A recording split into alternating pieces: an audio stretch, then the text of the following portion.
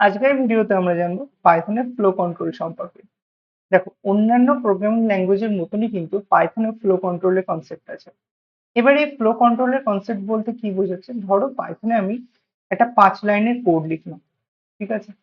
এবার এই 5 লাইনের কোডটা এরকমও হতে পারে যে পর পর মানে লাইন 1 এর পর লাইন 2, তারপরে 3, তারপর 4, তারপর 5, এরকম পর পর পর পর রান করলো। আবার এমনও হতে পারে লাইন 1 রান করলো, লাইন 2 রান করলো, কিন্তু লাইন 2 এর পরে ও জাম্প করে লাইন 4 রান করলো, লাইন 3 কিন্তু রান করলো না, ঠিক আছে। বা ও জাম্প করে লাইন 2 এর পর লাইন 5 রান করলো, লাইন 3 বা লাইন 4 এগুলো রান করলো না, ঠিক আছে। এরকমও হতে পারে, মানে ফ্লোটা পর পর হচ্ছে না, কোনো একটা শর্তের জন্য ফ্লোটা জাম্প করে যাচ্ছে। আবার এরকমও হতে পারে যে লাইন 1 রান করলো, লাইন 2 রান করলো, এবং লাইন 2 এর কিছু একটা শর্ত ছিল যার জন্য লাইন 3টা বারবার বারবার রান করছে, ঠিক আছে। লাইন 3টা বারবার বারবার এক্সিকিউট হচ্ছে, এরকম হতে পারে, মানে লাইন 3 বারবার রিপিট হচ্ছে। তো এইটাকে বলা হচ্ছে পাইথনের ফ্লো কন্ট্রোল। এবার এই ফ্লো কন্ট্রোল পাইথনে কত প্রকারের হতে পারে, এছাড়াও আমরা আজকের ভিডিওতে অ্যাকচুয়ালি ইফ, ইফ এলস, এলিফ, এই যে স্টেটমেন্ট গুলো বা যেগুলো আমরা আমাদের কন্ডিশনাল স্টেটমেন্ট, তো এইগুলো সম্পর্কে আরো ডিটেলসে জানবো। এছাড়াও এগুলোর নিয়ে বিভিন্ন এক্সাম্পল কোড আমরা লিখবো, ঠিক আছে। আর আমরা যেটা শিখবো সেটা হচ্ছে ইনডেন্টেশন কাকে বলে পাইথনে। ওকে, তো সবার প্রথমে হচ্ছে ফ্লো কন্ট্রোল কি। ফ্লো কন্ট্রোল অলরেডি আমি বলে দিয়েছি যে পাইথনের কোডগুলো কোন অর্ডারে এক্সিকিউট হবে সেটাকেই বোঝাচ্ছে পাইথনের ফ্লো কন্ট্রোল। এবার পাইথনে 3 প্রকারের ফ্লো কন্ট্রোল হয়। একটা হচ্ছে সিকুয়েন্সিয়াল ফ্লো কন্ট্রোল, যেটা আমি ফার্স্টে বললাম, যে যদি কোডগুলো পর পর পর পর পর পর রান করে, ঠিক আছে, মানে একটার পর একটা রান করছে লাইন বাই লাইন, সেটা হচ্ছে সিকুয়েন্সিয়াল। আর একটা হচ্ছে আমাদের conditional flow control. Conditional flow control বলছে কোনো একটা শর্তের ভিত্তিতে ওই লাইনটাকে মানে পরের লাইনটা বাদ দিয়ে তারপরে কোনো একটা লাইন এক্সিকিউট হলো, ঠিক আছে। মানে এরকম হতে পারে যে লাইন 1, লাইন 2 এটা রান করলো, লাইন 3তে গিয়ে কোনো একটা শর্ত ছিল, সেই শর্তটা চেক করেছে, চেক করার পর লাইন 4এ যে শর্তটা ছিল বা লাইন 4এর যে স্টেটমেন্টটা ছিল সেটাকে রান করলো না, লাইন 5টাকে রান করলো, ঠিক আছে। তো এটা হচ্ছে আমাদের কন্ডিশনাল স্টেটমেন্ট।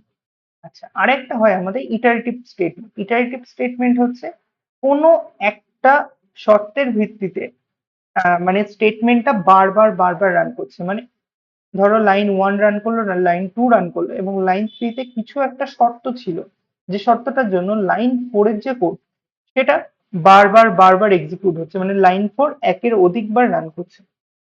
তো সেটা হচ্ছে আমাদের ইটারেটিভ স্টেটমেন্ট। যদিও ইটারেটিভ বা লুপিং স্টেটমেন্ট হচ্ছে তোমাদের পরের চ্যাপ্টারে আরো ডিটেলসে করবে, যেখানে আমরা ফর লুপ, হোয়াইল লুপ এগুলো ডিটেলসে শিখবো। আজকের ভিডিওতে মেনলি আমরা কন্ডিশনাল স্টেটমেন্ট সম্পর্কে জানবো। ওকে, তো এবারে সবার প্রথমে আসি আমরা সিকুয়েন্সিয়াল ফ্লো।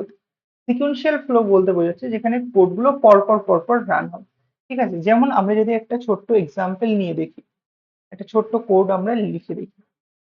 তো আমরা আমাদের চ্যাপ্টার 6 এর মধ্যে একটা ফাইল বানাই পাইথনে, সিকুয়েন্সিয়াল ডট পিওয়াই।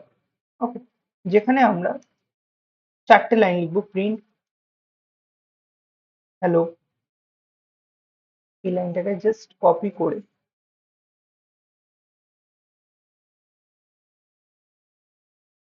দেন এখানে আমি কিছু কোড জাস্ট চেঞ্জ করবো।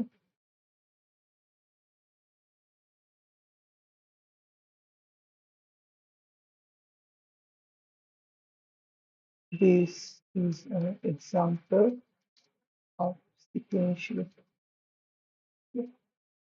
Okay, এবার এই প্রোগ্রামটাকে আমরা রান করি। দেখো, স্টেপ বাই স্টেপ কিন্তু প্রোগ্রামটা এক্সিকিউট হবে, ঠিক আছে, মানে একটার পর স্টেপ। সবার প্রথম লাইনে ছিল হ্যালো, তো সবার প্রথমে হ্যালো প্রিন্ট হলো, তারপরে হ্যালো বিট লাইনার্স, তারপরে হ্যালো আই এম অঙ্কন, আর তারপরে সবার লাস্টে this is example of sequential flow. তো এগুলো কিন্তু সব পর পর এক্সিকিউট হয়েছে, ঠিক আছে। তো এটা কিন্তু proper example of sequential flow control. Okay, next আমরা আসি আমাদের ইউজ অফ ইনডেন্টেশন। আচ্ছা, কন্ডিশনাল স্টেটমেন্টসে যাওয়ার আগে আমাদের একটু ইনডেন্টেশন কি জিনিস পাইথনে সেটা জানতে হবে। দেখো, অন্যান্য প্রোগ্রামিং ল্যাঙ্গুয়েজে এই কার্লি ব্রেসেসটা ইউজ হতো, ঠিক আছে। এটার নাম অ্যাকচুয়ালি কিন্তু কার্লি ব্রেসেস। এবার কেন ইউজ করা হতো? দেখো, কোনো একটা কোড ব্লককে বোঝাতে ইউজ করা হতো। ধরো আমি যদি সিতে কোনো একটা কোড লিখতাম, তো সেই কোডে কি হতো, আমি যদি একটা শর্ত দিলাম if a greater than b, এবার এই শর্তের মানে ইফ ব্লকের মধ্যে আমি কিছু স্টেটমেন্ট লিখবো। এবার সেই স্টেটমেন্টটা কত অবধি লিখবো বা এই কোড ব্লকটা কত অবধি সীমিত থাকবে সেটা বোঝাতে আমাদের এই কার্লি ব্রেসেস সিম্বলটা দিতে হতো। ওকে, কিন্তু পাইথনে কার্লি ব্রেসেস এর কোনো জায়গাই নেই। পাইথনে আছে indentation, if a greater than b, তারপরে কার্লি ব্রেসেস এর জায়গায় আমাদের ইউজ করতে হয় ক্লোন সিম্বল। ঠিক আছে, এবার এই ক্লোন সিম্বল কিভাবে কাজ করে দেখো, যখনই পাইথনে কোনো একটা শর্তের পর বা কোনো একটা স্টেটমেন্টের পরে আমরা ক্লোন সিম্বল দিয়ে দেবো, তো পাইথন কি করবে, ওর ঠিক পরবর্তী লাইনে 4টে স্পেসের সমান বা একটা ট্যাবের সমান ফাঁকা স্পেস নিয়ে নেবে। ঠিক আছে, তারপর থেকেও স্টেটমেন্ট ওয়ান, স্টেটমেন্ট টু এরকম ভাবে লিখতে থাকবে। এবার এই স্টেটমেন্ট গুলো লিখতে লিখতে যদি কোনো একটা স্টেটমেন্ট আমি এখান থেকে স্টার্ট করি, তার মানে বোঝাবে যে এর পূর্ববর্তী লাইনটাতে আমাদের এই ইফ ব্লকের কাজ মিটে গেছে। ঠিক আছে, মানে এর আগের লাইনে ইফ ব্লকের কাজ মিটে গেছে। যদি এই লাইনটা এখান থেকে স্টার্ট হতো তাহলে কিন্তু সেটা ইফ ব্লকের মধ্যেই থাকতো। ঠিক আছে, এই জিনিসটাকে একটা এক্সাম্পলের থ্রুতে বোঝায়, সব থেকে ভালো বোঝায়। জাস্ট এটাকে রিমুভ করে ধরো আমি লিখলাম a is equal to 5, b is equal to 7, if a greater than b,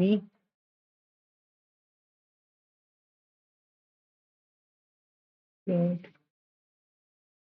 hello, print hi। এবার এই জায়গাটা থেকে আমি যদি না লিখি, আমি যদি এখান থেকে লিখি, তাহলে কি হচ্ছে, প্রিন্ট ডান। ওকে, এটার মানে হচ্ছে এই যে ই ব্লকটার স্টার্টিং পয়েন্ট হচ্ছে আমাদের এখান থেকে এই অবধি। ঠিক আছে, তো এর পরের লাইনটা যেহেতু একদম ফার্স্ট কলম থেকে স্টার্ট হয়েছে, তো বা একদম বাদিক থেকে স্টার্ট হয়েছে, তো আমাদের ই ব্লক কিন্তু এর আগের লাইনেই শেষ হয়ে গেছে। যদি এই লাইনটা একটা ট্যাবের সমান জায়গা নিয়ে এখানে লিখি, তাহলে কিন্তু এখনো ই ব্লকের মধ্যেই আছে এই 3টে লাইন। ঠিক আছে, আশা করি এটা বোঝা গেছে। ওকে,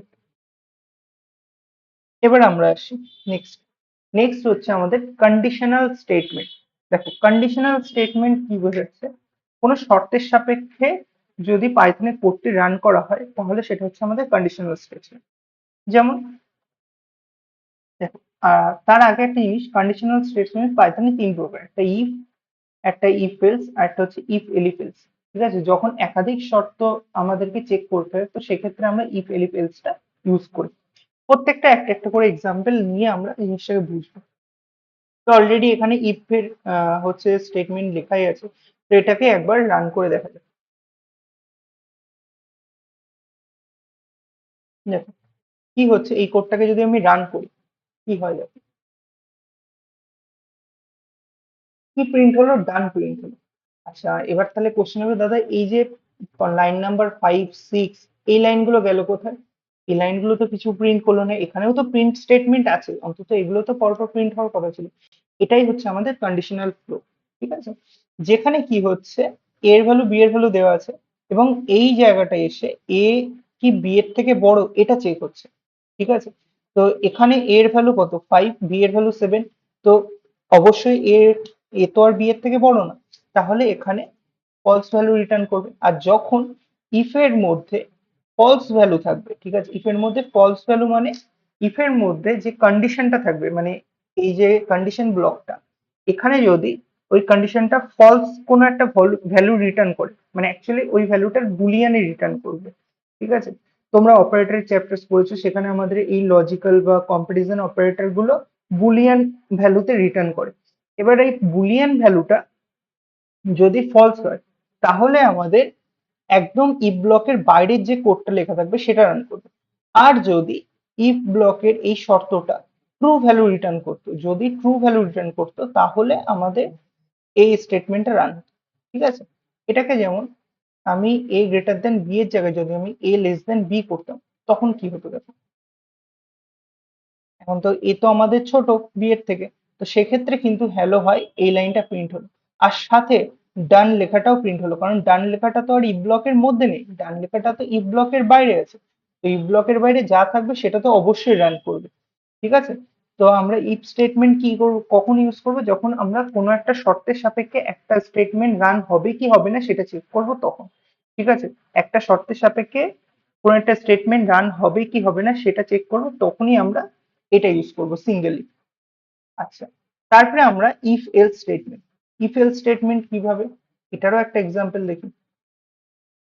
ধরো এটাকে ব্ল্যাঙ্ক করি, এটাকে আপাততের জন্য সরিয়ে দিই। এখানে লিখলাম if a greater than b, a greater than b, print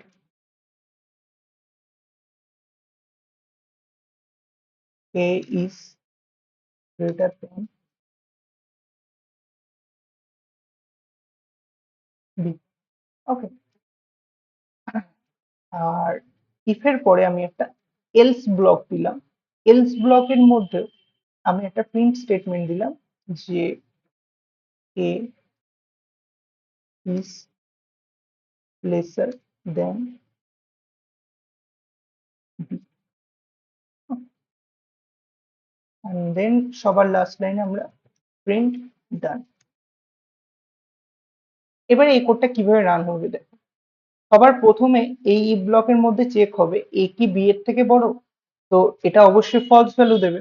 এবার কি বললাম, যদি ফলস ভ্যালু দেয় তাহলে এই স্টেটমেন্টটা কিন্তু মানে ইফ এর মধ্যে যা থাকবে সেটা কিন্তু এক্সিকিউট হবে না, ঠিক আছে। তো ও চলে যাবে এলস পার্ট, ঠিক আছে। এলস পার্টে যেটা থাকবে সেটাকে ও চোখ বন্ধ করে রান করবে, ওকে। তাহলে এই জিনিসটাকে একবার আমরা রান করে দেখে নিই যে কি আমাদের আউটপুট আসে। মেইন চেকিংটা কিন্তু আমাদের এ গ্রেটার দেন বি এর এখানে হবে। তো দেখো লেখা আছে 5 ইজ লেসার দেন 7, এবং লাস্টে আমাদের কিন্তু ডানটাও প্রিন্ট হচ্ছে, কারণ ডান যে মানে এই প্রিন্ট স্টেটমেন্টটা এটা কিন্তু আমাদের ইফ এলস স্টেটমেন্টের পুরোপুরি বাইরে। তো বাইরে যেহেতু, তো মানে ইফ এলস ব্লকের বাইরে থাকলে বাইরে যা যা স্টেটমেন্ট থাকবে সবকিছু কিন্তু রান হবে, ওকে। আর এটা আশা করি বোঝা গেছে। তো মেনলি বোঝাচ্ছে যদি ইফ স্টেটমেন্ট, এখানে আমি লিখে দিই,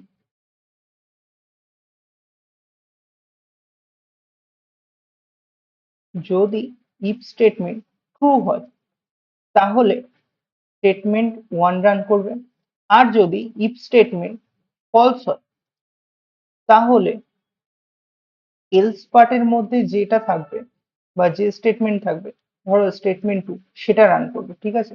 ট্রু হলে স্টেটমেন্ট ওয়ান রান করবে, আর ফলস হলে এলস পার্টের স্টেটমেন্টটা রান করবে। অ্যাকচুয়ালি এটা যদি তুমি বাংলাতে ইন্টারপ্রেট করো তো এরকম, যদি শর্তটা সত্য হয়, ইফ মানে যদি বুঝি, এলস মানে তাছাড়া বা তবে এরকম, ঠিক আছে। যদি মানে শর্তটা সত্য হয় তবে স্টেটমেন্ট ওয়ান, আর যদি না হয় তাহলে এলস পার্টে যা থাকবে সেটা রান করবে, ওকে। এবার আমরা আসি ইফ এলিফ এলস। দেখো ইফ এলিফ এলসটা আমরা তখনই ইউজ করবো যখন একের অধিক শর্ত চেক করতে হবে। যেমন ধরো হুম, এটাই থাক, এই কোডটা, জাস্ট এই কোডে আমি আর একটা এলিফ স্টেটমেন্ট লিখি, ঠিক আছে। এবার এলিফ স্টেটমেন্টের মধ্যে আমাদের একটা শর্ত দিতে হবে। সে কি শর্ত দিলাম, আমি চেক করতে চাইছি এ আর বি এর ভ্যালু সমান, তাহলে প্রিন্ট করাবো এ ইজ ইকুয়াল টু বি। তাহলে দেখো আমি এক্ষেত্রে কিন্তু দুটো শর্ত চেক করছি, একটা হচ্ছে এ বি এর থেকে বড় কিনা, আর একটা হচ্ছে এ বি এর সমান কিনা। আর এ বি এর সমান যদি না হয় এবং এ যদি বি এর থেকে বড় না হয় তাহলে এলস পার্টে যেটা থাকবে সেটা প্রিন্ট হবে, ওকে। তাহলে কি রান করে দেখো কিভাবে কাজ করছে সেটা দেখো। তো দেখো সেক্ষেত্রে কিন্তু প্রিন্ট হলো 5 ইজ লেসার দেন 7। কিভাবে রান করছে সেটা একবার আমরা দেখি। দেখো এর ভ্যালু হচ্ছে 5, ঠিক আছে। তাহলে ইন্টারপ্রেটার এই লাইনে গিয়ে এর ভ্যালু 5, বি এর ভ্যালু 7। এবার 5 গ্রেটার দেন 7, এটা একটা ফলস ভ্যালু, ঠিক আছে, মানে এটা বুলিয়ানে আমাদের ফলস রিটার্ন করবে। তাহলে যদি ইফ ব্লকটা ফলস হয়ে যায়, ঠিক আছে, তাহলে নিশ্চয়ই ইফ ব্লকের মধ্যে যেটা থাকবে সেটা রান হবে না। ওকে, তারপরে নেক্সট কিন্তু ও এলসে যাবে না, নেক্সট ও এলিফ স্টেটমেন্টে যাবে। ওর সেকেন্ড যে শর্তটা আছে সেটা চেক করবে। সেকেন্ড শর্তে গিয়েও এখানেও চেক করবে যে ফাইভ কি, 5 = 7, মানে 5 কি 7-এর সমান? একদমই না। তাহলে এই স্টেটমেন্টটাও কি আমাদের ফলস ভ্যালু রিটার্ন করবে। এবার এটাও যদি ফলস ভ্যালু রিটার্ন করে তাহলে এই স্টেটমেন্টটাও রান করবে না। দেন আমরা এলস পার্টে যেটা থাকবে সেটাই আমরা প্রিন্ট করবো, ঠিক আছে। তো ফাইনালি ওই জন্য আমাদের এ ইজ লেসার দেন বি, বা যেটা কিনা আমাদের 5 is lesser than 7, এটা প্রিন্ট হচ্ছে। আর সবার লাস্টে যেহেতু প্রিন্ট এটা ইফ এলিফ এলস এর বাইরে, তো ওই জন্য এটাও প্রিন্ট হলো। ওকে, আশা করি এটা বোঝাতে পেরেছি কিভাবে কাজ হচ্ছে। ওকে, তো মেনলি আমরা যখন একের অধিক শর্তের সাপেক্ষে কোনো একটা স্টেটমেন্ট রান করাবো, তো সেক্ষেত্রে আমরা ইফ এলিফ এলস স্টেটমেন্ট দেখবো। আচ্ছা, এখানে একটা জিনিস আছে, যদি ধরো আমি বি এর ভ্যালুকে 5 করে দিই, ঠিক আছে, তো সেক্ষেত্রে আমাদের রান হবে কিন্তু এ ইজ ইকুয়াল টু বি, ঠিক আছে। এবং সেক্ষেত্রে কিন্তু এলস পার্টে যে কোডটা ছিল সেটা কিন্তু রান হয়। তো মেনলি যদি কোনো একটা শর্ত, যদি ধরো প্রথম ইফ স্টেটমেন্টের শর্তটা যদি সত্য হয়ে যায়, এটা যদি ট্রু হয়ে যায়, তাহলে ইফ এর মধ্যে যে স্টেটমেন্টটা থাকবে সেটা চেক, মানে সেটা রান করবে। সেটা রান করার পর ও ডিরেক্ট কিন্তু ইফ ব্লক, এই ইফ এলিফ এলস ব্লকের বাইরে গিয়ে এই লাইনটাতে রান করবে। ওকে, আর যদি ইফ ধরো ফলস হলো, ইফ ফলস হলো আর এলিফের কন্ডিশন ট্রু হলো, ঠিক আছে। তো এলিফের কন্ডিশন যদি ট্রু হয় তাহলে জাস্ট এলিফের পোর্শনটুকু রান করবে, বাদ বাকি আর কিছু রান করবে না। ও এটার বাইরে গিয়ে জাস্ট এই লাস্ট স্টেটমেন্টটা রান করবে। ওকে, এটা ছিল আমাদের ইফ এলিফ এলস। এবার নেক্সট কি আছে? আচ্ছা, এখানে এইগুলো সবকটার এক্সাম্পল সহ এখানে পুরো ডিটেলসে আলোচনা করা আছে। তোমরা নোট বানাতে পারো এই, মানে ভিডিওগুলো জাস্ট পজ করে করে, ঠিক আছে। তো ইফ এলিফ এলস এখানে এক্সাম্পলে দেওয়া আছে, যেটার মাধ্যমে তোমরা গ্রেড কার্ডও বানাতে পারবে। আমাদের এক্সামে যে গ্রেড কার্ডটা বানানো হয়, যে মার্কসের ভিত্তিতে আমরা কে কোন গ্রেড পেয়েছে, সেটাও কিন্তু আমরা এখান থেকে বানাতে পারবো, ঠিক আছে। আচ্ছা, লুপিং স্টেটমেন্ট সম্পর্কে এই ভিডিওতে আমি খুব বেশি ডিটেলসে বলবো না, জাস্ট আমরা পাইথনে দুই ধরনের লুপ ইউজ করি। একটা হচ্ছে আমাদের ফর লুপ আর একটা হচ্ছে হোয়াইল লুপ। এবার এই লুপ গুলোর মাধ্যমে কি হয়, কোনো একটা পার্টিকুলার লাইন বারবার বারবার রান হয়। বাট ওভারঅল আমরা পাইথনে এই দুই ধরনের লুপ সম্পর্কে পরবর্তীতে লুপিং এর ভিডিওতে পুরো ডিটেলসে আলোচনা করবো, যেখানে আমরা দেখবো যে একই স্টেটমেন্ট বারবার বারবার রান হচ্ছে। ওকে, আচ্ছা, এবার একটু নিজেকে যাচাই করা যাক যে আমরা কতদূর কি শিখলাম।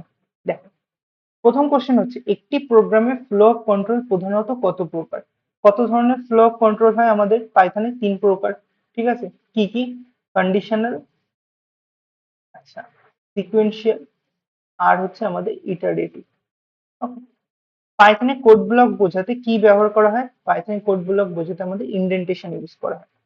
নেক্সট, শর্তের উপর ভিত্তি করে সিদ্ধান্ত নিতে কোনটি ব্যবহৃত হয়? শর্তের উপর ভিত্তি করতে আমাদের কন্ডিশনাল, অবভিয়াসলি কন্ডিশন মানেই হচ্ছে শর্ত, ঠিক আছে। তারপরে পাইথনে এলস ইফ কে সংক্ষেপে কি বলা হয়? এলস ইফ কে পাইথনে বলা হয় সংক্ষেপে এলিফ, ঠিক আছে। অ্যাকচুয়ালি এলস ইফ এই কিওয়ার্ডটা ইউজ করা হয় আমাদের সি বা সি প্লাস প্লাস, ঠিক আছে, বা জাভা, এই প্রোগ্রামিং ল্যাঙ্গুয়েজ গুলোতে আমরা এলস ইফ ইউজ করি, কিন্তু পাইথনের ক্ষেত্রে আমরা এটাকে আরো শর্টে করে এলিফ লিখি। তারপরে সিকুয়েন্সিয়াল ফ্লোতে কোড কিভাবে রান হয়? সিকুয়েন্সিয়াল ফ্লোতে code line by line execute হয়। আর ইফ ব্লকের শর্ত যদি ফলস হয় তাহলে কোন ব্লক কাজ করে? ইফ ব্লকের শর্ত ফলস হলে সেক্ষেত্রে এলস ব্লক কাজ করবে, ঠিক আছে।